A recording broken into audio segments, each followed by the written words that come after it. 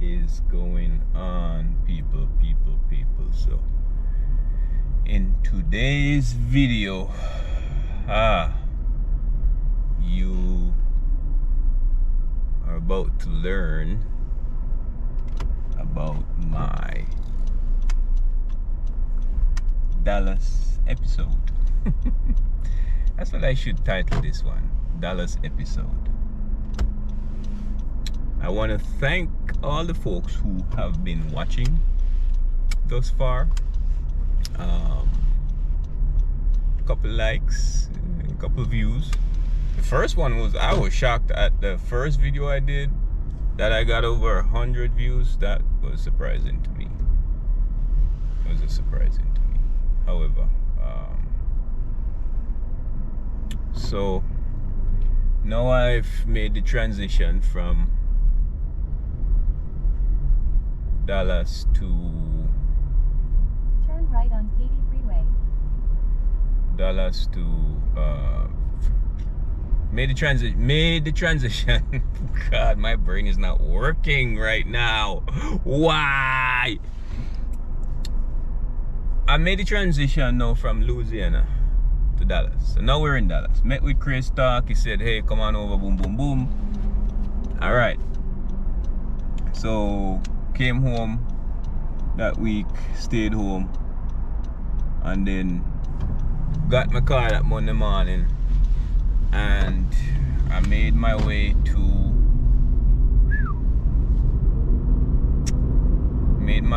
Dallas Fort Worth. I got up early that morning. I was up at like 4 o'clock, and I drove to Dallas Fort Worth to meet with Chris. Now, this will be the first time I'm meeting this fellow. We've talked on the phone, we've decided what we're gonna do, and so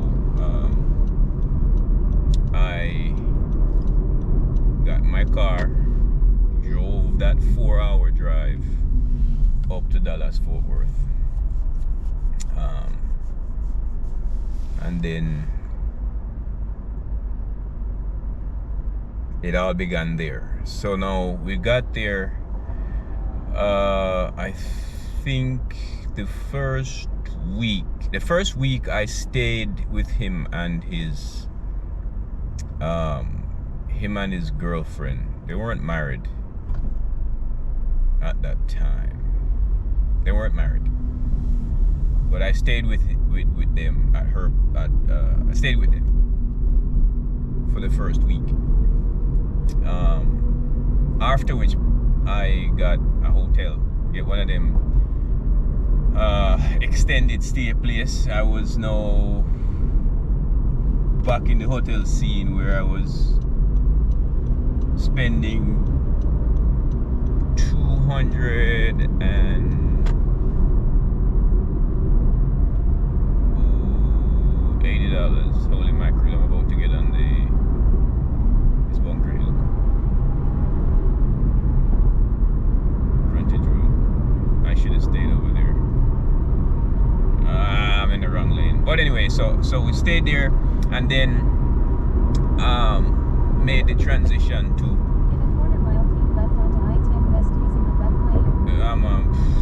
I'm about to get on the freeway. This was not what I planned. Son of a gun. I'm gonna have to go up and loop around. Left onto I-10 West. Son of a biscuit.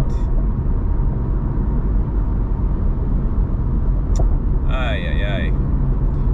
So I stayed with I was now living in this hotel. I was paying $280 a week for this extended stay place. Of course they have 1.4 mile keep right toward Hammerly Boulevard. I'm sorry, I'm slightly distracted with this GPS because it's now making me do something I didn't want to do.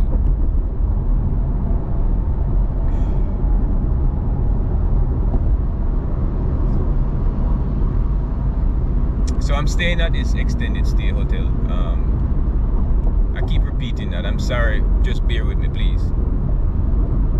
So I'm staying in the hotel now. The jobs that we were doing was in the area. It wasn't too far from where I was staying, so I didn't have to drive far. No, I know you'll probably be asking, was it worth it?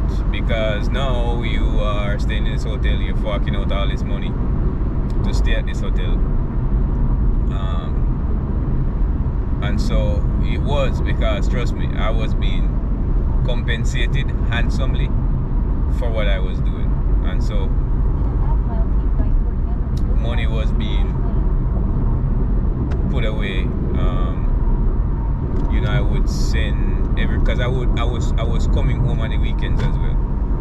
So I would check in on the hotel Friday evening. I would lock up, drive home. I was still doing all of that. I would come home on the weekends to, you know, spend the weekend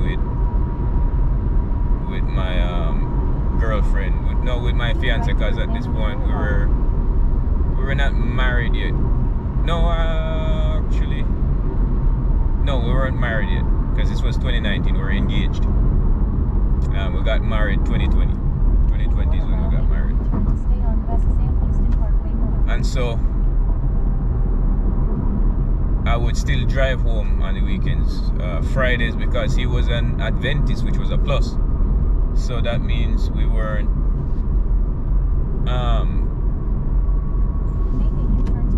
we didn't have to, we didn't work all day on Friday, so we would work until midday Friday, and then I would leave. Because one thing what I have to say about Chris, he was like, when it comes to money, he wasn't playing around. Like, yo, you get paid, you got paid, and you go about your business. That was what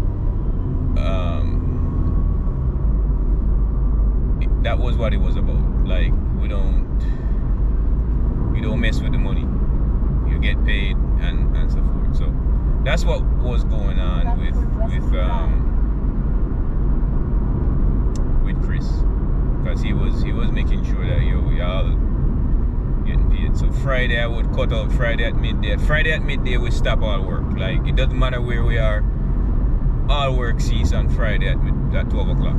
And so by 2 o'clock, I'm in my car heading back to Houston. And that's pretty much how it went. So we were busy, we were getting a lot of work. And so I was, you know, staying in the hotel and so forth. And so eventually we got a house to work on. And I'm like, yo, I'm trying to keep some money, so, you know, I decided that we've talked about staying in the house. So it goes, kind of reminds me of what I was doing back in Florida. So I was staying in the house now, so I was saving back some money. I was saving that $300 I was spending each week for that hotel, which was a plus to me, because it's like, yo, yeah, really setting aside this money. And that's how, you know, the saving started happening with that. And so I was able to do more stuff. And then of course my wife would drive up and she would be able to, she was staying, she would drive up and we would get a hotel. I think she did stay in that house with me one weekend she came up. Because I told him, like, yo, I'm here, it's the weekend, we're not working, so we can stay in the house, so we'll be fine. We had refrigerator, there was a stove in there, and so, you know, I'll be able to cook and all that jazzy stuff. So we wouldn't even go out and eat. That weekend she stayed with me, we actually cooked. I got some stuff and I cooked, and we decided to just stay stay in the house. But we went out and did some sightseeing and things like that. So that's pretty much how it was. Because one thing with my wife, she wherever I was, because it was the same thing with Louisiana, like, and I think it was a good thing for her, because you know, it's like that's her way of getting out for the weekend. You know, she would get in her car and she would come to Louisiana, or she would drive up to Fort Worth, Dallas Fort Worth. And so me and her and Chris and his lady would all just go hang out for the weekend and stuff. So, you know, she was there. You know, she was there with me. You know, she would travel, she would drive up, and then spend the weekend and then drive back. Both of us would actually drive back on the weekend, and then. No, actually that weekend she came up, she stayed with me on that weekend. I didn't drive down that weekend. She actually came up, we spent the weekend together, and then she drove down and I stayed. So I didn't come down that weekend, I stayed up there.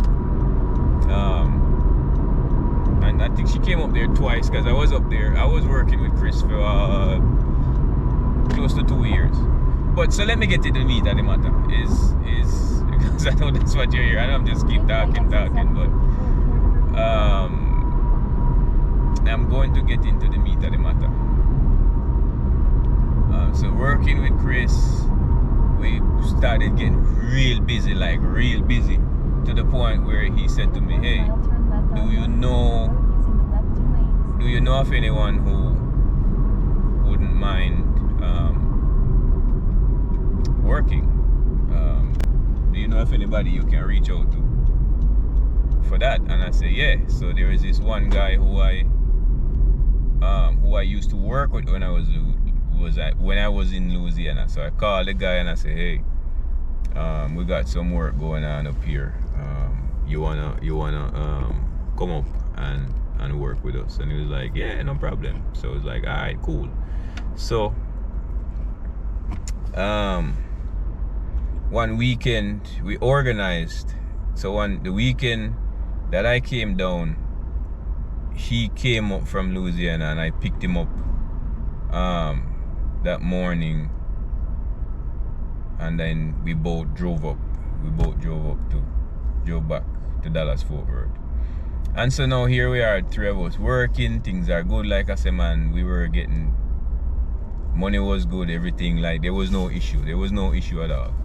Like literally there was no issue, because Chris and I became fairly close. He would sometimes come down on the weekend and we'd go to church together and stuff like that whenever time he comes down. And so we were really close. However, as time went on, things started to change, because now this individual that I had brought in started to show himself in the context of seeing how things are, seeing how, you know, busy we are with work and all the money that's being made and all this stuff that's been going on.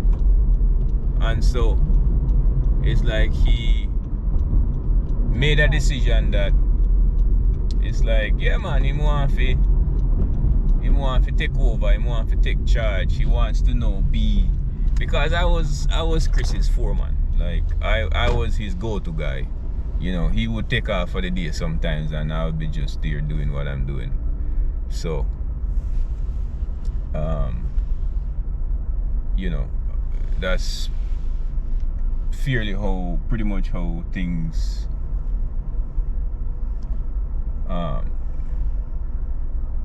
started going downhill, because now I brought you in.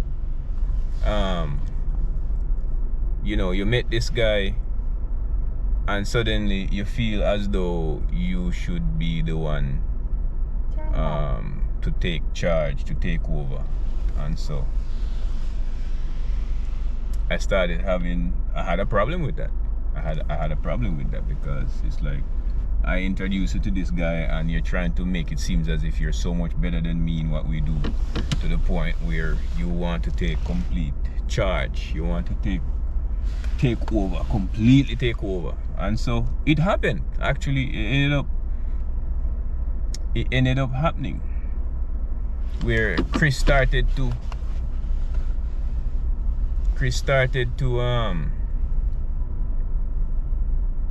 act differently toward me, and I'm like, we had a conversation about it.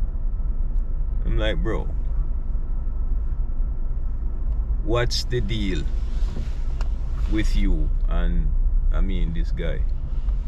Because I want to know, why am I being treated differently? And he's like, oh, he seems like he knows more than you do, and all this jazzy stuff, so I think I'm gonna just put him in charge. And so that was where the relationship started to break down. I was still working with them and everything, but the friendship started to suffer a great deal, because I'm still trying to hold it together. Like, all right, even if you put him in charge, I don't care. The money is good.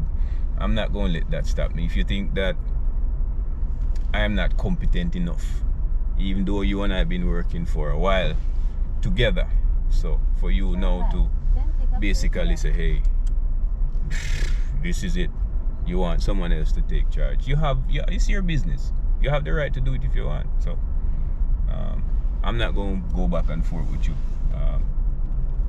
My job speaks for itself. I was still doing what I'm doing. My work was still doing what it was doing. So pick up Sergio. For you to just be like, yeah, you need someone else to do this thing. So what do you want me to do? What? Yeah, man. So now this brother start operating a one way where it's like, why I'm better than you, I'm better than you, which he had more experience than I'm not going to deny that. Sometimes I think about the beauty of just understanding how things are. It makes life so much easier. It makes life so much easier. So we're working together, and he's showing off his skills. I'm just over here doing my thing, because I don't think that as brothers, as men, we should be competing with each other. I understand it's a dog eat dog world out here, don't get me wrong, but I believe that if we are all collaborating on a project, then it should be a collaborative effort where everybody come together, make it happen, make your money. Because like I said, the money was good. The money was good.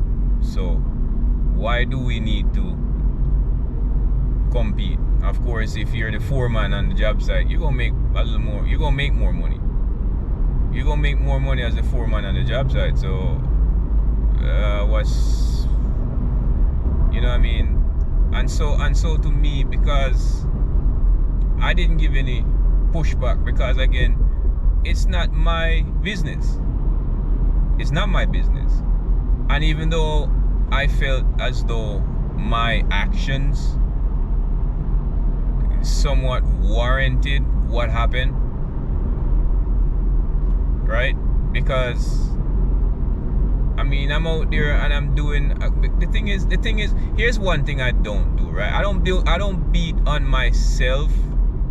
I don't beat up on myself because of the fact that I've done my best, and so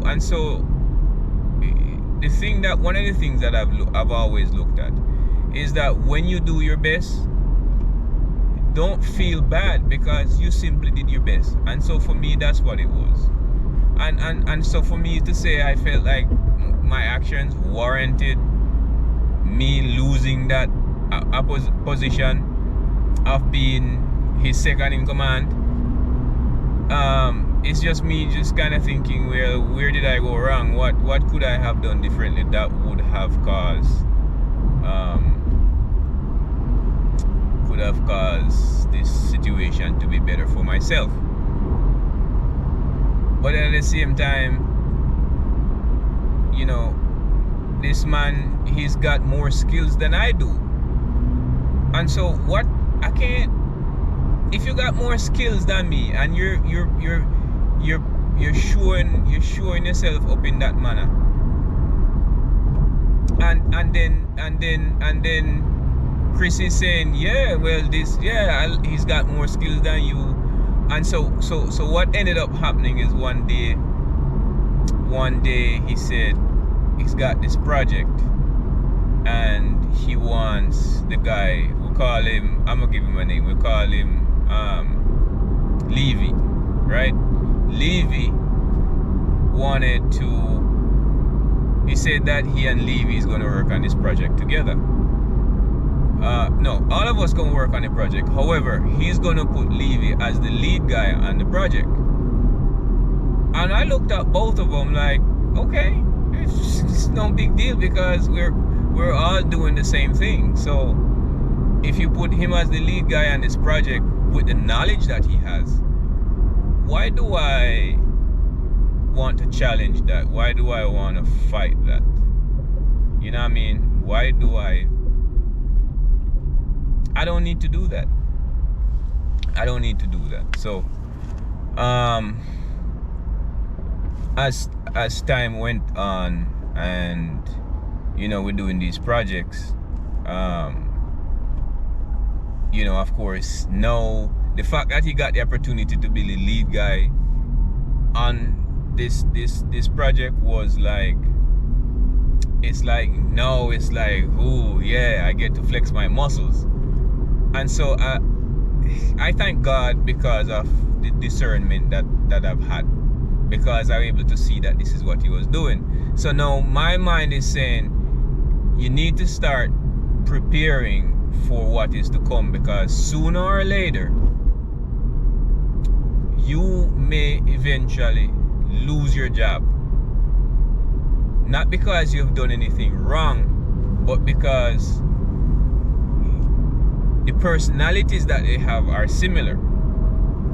And so they started to get closer, which again, I didn't have an issue with that because we're all working together. So if you start getting formulating this close bond, then by all means, I am not against that. And that's why I said earlier, like, if we're all coming together, we're all collaborating for this project, then let it be. Let it be. So as time went on, he started doing more and more at these jobs and so forth. And so one day Chris called me and he was like, we need to talk. And I said, okay. And he's like, well, I think that moving forward, I'm gonna put Levy as the lead guy on these projects. And I said, okay. And he's just looking at me like, why are you, it's almost like to say, why are you okay with what I'm saying? Like, you're not pushing back, you're not arguing, or because sometimes that's what the expectation is that people may think that when they say certain things to you, it's going to invoke a certain reaction, and that was not the case for me, because I'm like, I am seeing these things. I'm seeing how they are starting to behave, and it's like there are times both of them are standing off to the side talking, and I'm over here doing what I'm doing. So in my head, I'm like, I'm somewhat preparing myself for what is about to take place. So it's not me, it's God. And you will hear me talk about God a lot, because God was just simply showing me that this is just what it's going to be. This is really what it comes down to, that I'm seeing what's happening, so now I'm preparing, because I know when I see these things what could possibly happen. So it's like you're anticipating what might happen. So so it's like you're expecting to get a phone call, a family member who's very ill. And so you get to a place where you understand that you may very well get that phone call to say, mama or papa is no longer with us.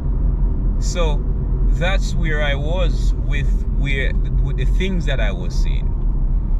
And so I realized that Levy started, kind of pulling himself away, because when he came up, we were staying in the hotel. We were staying in the hotel because we got the house completed. We got the house done, and we're moving to another project. So then I had to move to go back into staying in the hotel. And since he was coming, now that both of us are there, we decided to split the bill. So yes, I went back in there, but I wasn't paying as much as I was before, because there's two of us that's staying there now, right? And so it's like, okay, we are we are getting things done, and everything's moving along. So he started acting totally different toward me now. Like, we would conversate and talk about stuff and cook and stuff. So now he would start making his own food, and the conversations wasn't like we would just, at the end of the day, we would sit and talk about what we done, but it wasn't that so much anymore. So I went on, we're still working, because I didn't let what was going on distract me from the fact that I'm making this money, and that's what I'm about, that's what I'm doing. So I as challenging as it was, because I saw what was taking place, I still allow myself not to be distracted by what was going on, but to focus more on the fact that I'm working, I'm still working. And then of course there was a part of me that made me believe that, man, you know what, if this was definitely a mistake, having this guy come and to come up here to work. You know what I mean? It's not what I wanted for us to do, because I truly didn't expect for you to weasel away. No, that's not a fair statement to him to say weasel his way. But it wasn't fair to double cross me, because that's what it really was. And I'd say weasel away, but to double cross me, right? And so that's what really happened.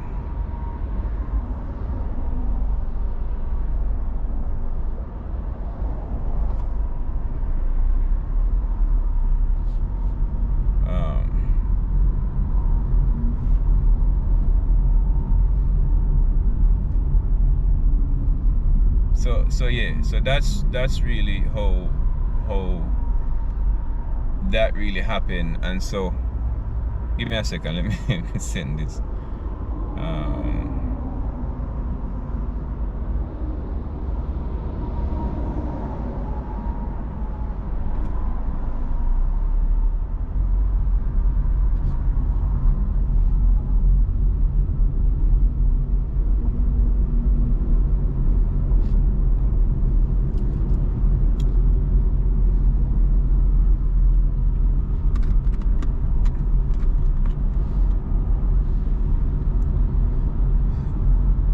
So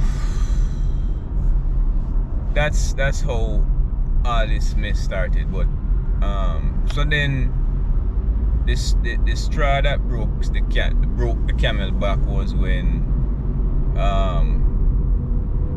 we came home one evening, and Chris was like, yo, we got another project.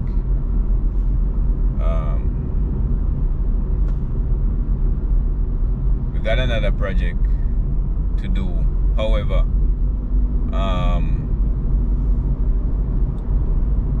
I want to do this project with Levy. It's just me and Levy that's gonna do this project. It's nothing too big. Like, we got a couple doors to hang, and we got some fascia board to do, right? And that was it. Like, that was it. It was I think he said it like they got 4 doors to hang and some fascia repair to be done. So he just wants just him and Levy to work on this project. So I said to him, no problem. And I think he told me that like the Thursday evening. He told me that the Thursday evening.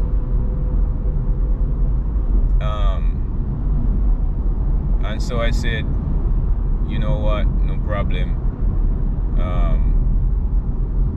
Was it the Thursday? Yeah, he told me that the Thursday evening, that come Monday, he's got this project that he wants to do with just him and Levy. And I said, all right, no problem. I mean, and so again, I wasn't even upset at that, because again, I saw this coming. To what extent I didn't know, but I just knew that something was coming. And so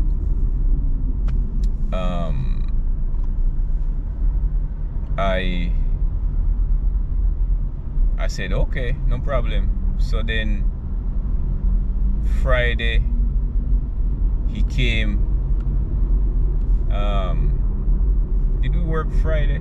Yeah, we did work Friday. So he told me Thursday. The Friday we went to work, and I came back and I said,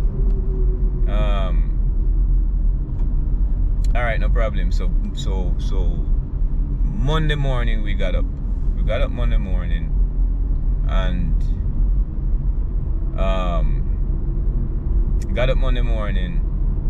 and he came to the hotel to pick up Levy. Chris came to pick up Levy, and after he picked him up, he's like, yo, everything good? And I say, yeah, man. But I already had my plan. I said, man, listen, I'm not going to sit here and just sit back and be taken for a fool, because that's how I felt. Like, I got played. And so when they left, I think he picked him up early that morning. Yeah, picked him up early that morning, probably around 7-8 o'clock.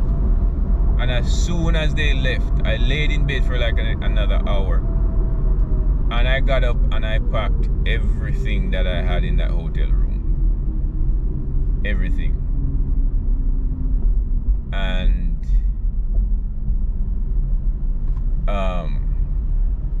got my car and made my way back to Houston. It's actually when I got to Houston, I was probably about half an hour from the house, that I got a phone call from Chris, and he was like, yo, where you at? And I said, Houston. It's like, what you mean you're in Houston? I said, listen, it's clear to me that my limited construction experience is not good enough for me to continue to work for you. I have no issues with you putting Levy as the lead guy on these projects. However, I sense that there's a discord between you and I, and so I don't thrive in these kind of environment. So what I'm going to do is to make it, I just simply made it easy for us, and just to say thank you for the opportunity. While I appreciate it, it's best for me to go. And so when you told me that you're gonna go work on this project with Levy, just both of you, then that was my cue for me to say, hey, it is what it is. And it's like, yo, I want you to understand it's nothing personal, it's just business. And I say, yeah, you're right. It's nothing personal. It's nothing personal. It's just, like you said, it's just business. So I appreciate everything, man. I'm here. If you come down to Houston and you want to link up, no worries. I'm here. Just give me a holler whenever. And he was like, bro, I'm sorry, man. I said, you don't need to be sorry. And that was pretty much how it ended at that point. So now, months had passed, maybe close to a year. And he called me. He called me, just, like we would text each other, or we would call each other, just to say, yo, what's going on, whatever the case may be. And so I'm like, alright, whatever, man. And we just casual conversations. Because like him said, the thing that stood out to me is like, this man says, hey, nothing personal, man, it's just business. And I said, alright, well, it's just business. So then he called me up one day and he said, hey, bro, I need to talk to you. And I said, sure, what's going on? And he says, you know what, I want to say that I did you wrong, and I shouldn't have dealt with you the way I did. And I said, listen, like you've said, it was nothing personal, it was just business, and that's all it was. And so he said to me, can I talk to you? And I said, sure. I said, yeah, my ears are yours. And so he said to me, brother, let me tell you something, man. Like,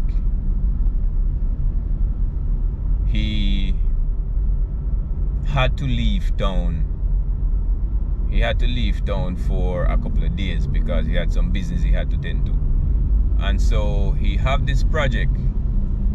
And so he told Levy that, hey, I gotta go handle some business, and so I'm gonna leave you to take care of this project. And so whenever time, while I'm gone, you take care of it, and then once I get back in town, we can get back into the swing of things.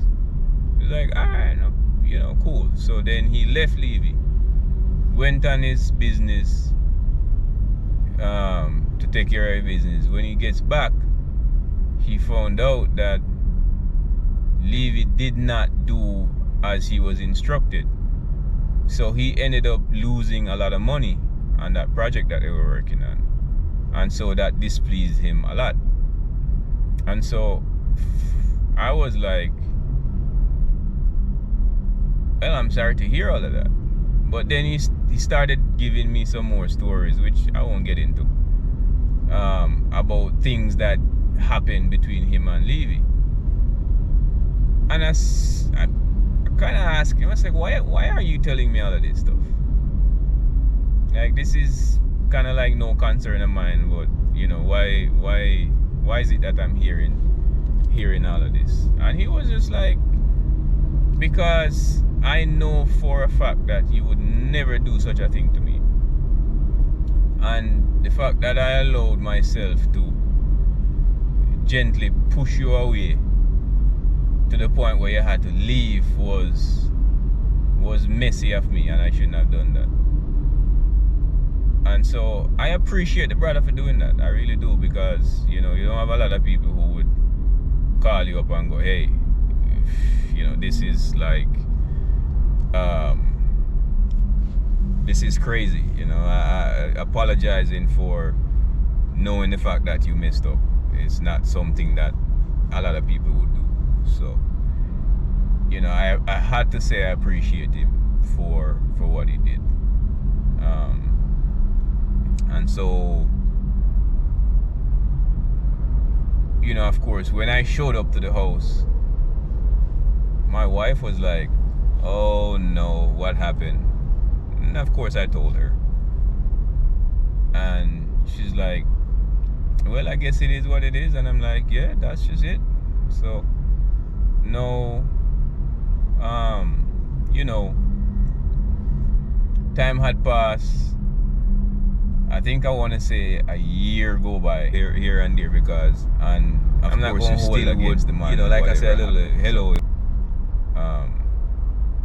He says, "Bro, I'm calling you because I have a project and I need your help with. I need your help with it. Before you even say anything, this is how much I'm gonna pay you for this project." And I'm like, let me think about it, because truthfully, I'm like, is it even worth it doing it? Is it really worth it? And I tell you what I did, folks. I told my wife, and she was like, "You are absolutely insane if you are going to drive up there to help this man work after all that he did to you." And I said, "You know what? I understand your feeling, and maybe I should be taking your advice right now, but I'm going." I got my car and I drove up. I drove up to Dallas Fort Worth.